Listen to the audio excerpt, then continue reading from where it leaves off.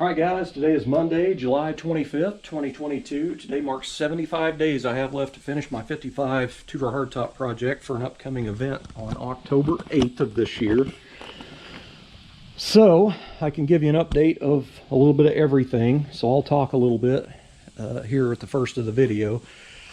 I need to go get some muriatic acid to soak these heads in to get the, clean metal on this thing, because the coolant passages are just terrible in this thing. So I don't have any muriatic acid here that's good anymore. I have some here that I've been reusing and pouring back in the bottles, but they're just, it's been used so much that it's not doing anything anymore. So I need to go buy a couple more new gallons, and that way I can lay these in the bottom of a tote, pour the muriatic acid on top, and then let it, do its stuff.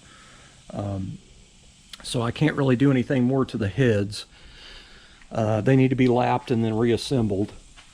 But I thought today I would go ahead and work on the rotating assembly on the 406 and get it all back reinstalled. I need to check thrust on it again because I'm changing main bearings. I can give an update on the oil pan fiasco that I am still kind of in, by the way.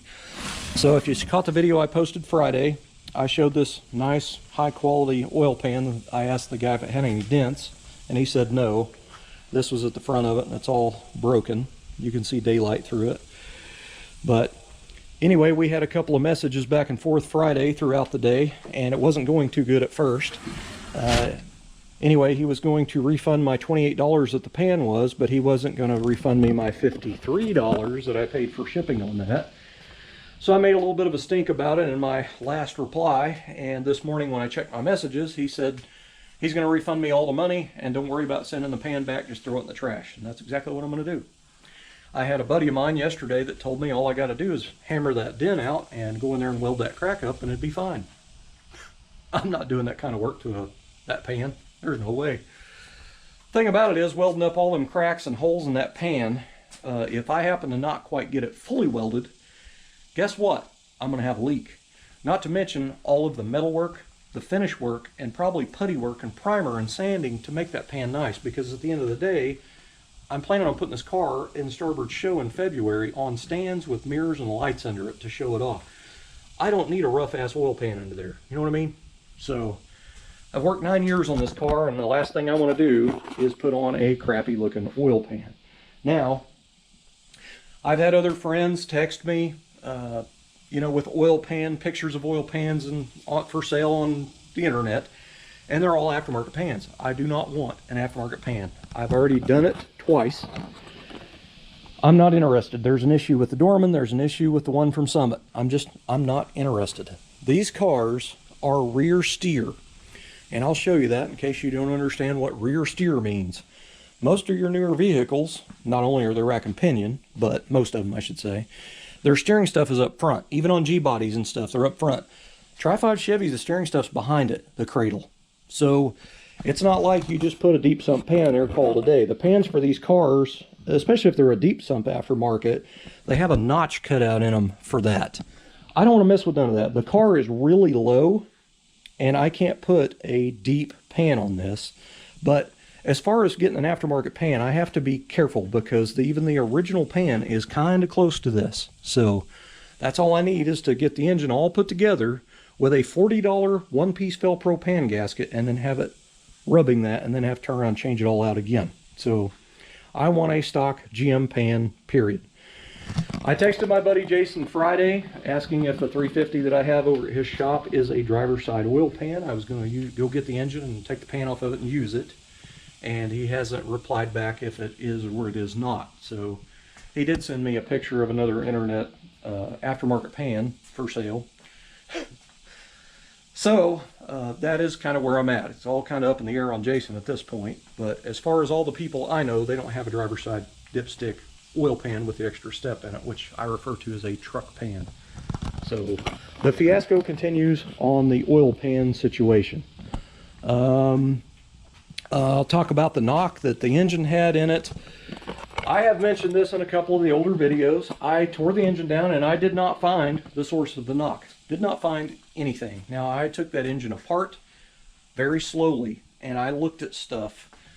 I did not see anything in that engine that shows that there's any metal on metal contact or anything wrong. I don't have a clue of what the knock is. So I'm a little on the nervous side. I don't see what the problem is. There's no witness marks anywhere. Nothing's coming in contact with anything. What I have decided to do is, because this is another reason that I'm going to tell you. A guy replied on one of my videos that his machine shop guy did not recommend, if you're running a roller cam, to run the stock stamped steel timing cover because they flex. So even if you go in and clearance, measure for clearance and shim your cam button, like me and Jason did on this, that roller cam can still flex that timing cover and you can still get a noise up there. So I ended up calling a machine shop that does a lot of engines, mostly racing engines. They do stock stuffs too, but they are known for the racing stuff around here, like dirt track and drag racing and stuff. And I talked to one of the guys over there and he confirmed that. He goes, yes, that is true. You do not want to run a stock stamped steel timing cover with a roller cam. So again, another thing, doing a roller cam switch that you have to do, which I can tell you, I am fed up with this aftermarket crap. I had an aluminum timing cover here. I know it's here somewhere. I bought an aluminum aftermarket cast timing cover and I had it on engine a few years ago and it leaked. So I tore the engine apart and resealed it again, put it back on, and it leaked again. So I ended up putting a stock timing cover on it and I never had a leak again. So that timing cover's here. Again, another aftermarket pile of garbage. So I'm not interested in putting an aluminum aftermarket cover on here to have a leak and end up with oil all underneath the bottom of this car that I've spent 9 years building. I plan on putting this car in the indoor car show on stands with lights and mirrors under it, and that's the last thing I need is oil dripping on the ground. That would be pretty embarrassing.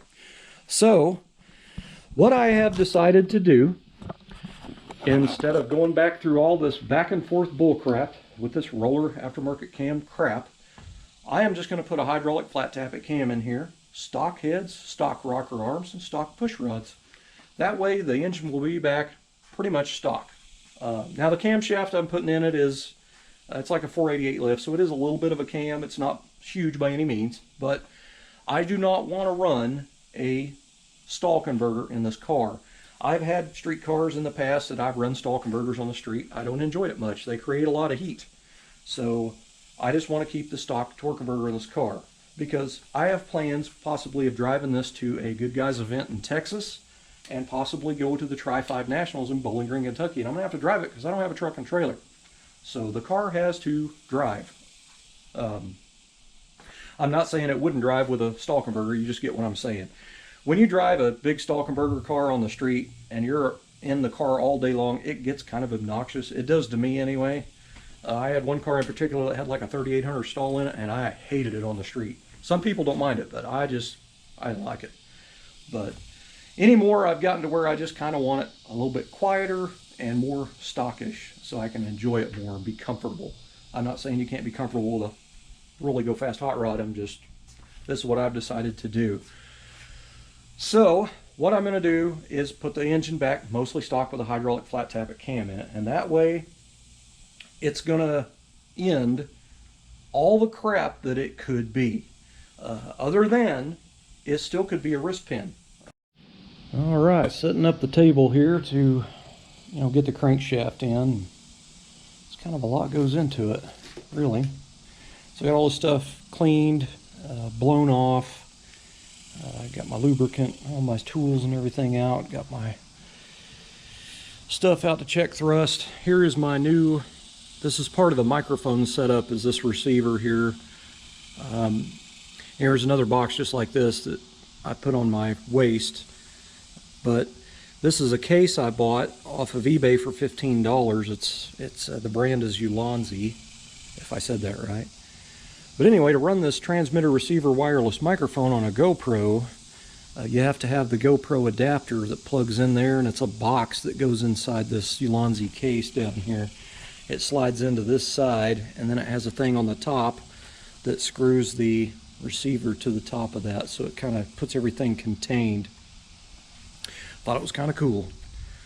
But anyway, I'm going to be putting the microphone on and talking while I'm putting the crankshaft in, but I just thought I'd show the setup. But All right, so I've got the front, center, and rear main cap installed. I only torqued them to 40 pounds instead of doing it the whole thing. But anyway, I'm checking thrust play, in play on the crankshaft. Since I replaced the bearings with Cleveite tri-metals, I had Kings in it before. So now I'm just checking to make sure I'm within spec. And I've got it zeroed out. I've got the crank all the way back. So some people are different. Some people do it from the back to the front. I do it from the front to the back. It doesn't really matter to me, but anyway, I'll put the screwdriver back here. So I've got 2.5, looks like 2.5 thousandths. Now, in my old book here, it says 2 to 7 thousandths is, my page turned on me. 2 to 7 thousandths is acceptable. I know there's other people that set them up a little bit differently, like 3 to 11 and all kinds of stuff out there, but what I have found most usually with just a stock replacement bearing, which this one's a 20, the crank was turned 20, they're usually about 2 or just a hair over 2 most of the time. So anyway, I just roll with it. If it's over 2, I roll. Now that's what my old book says. I go off the book.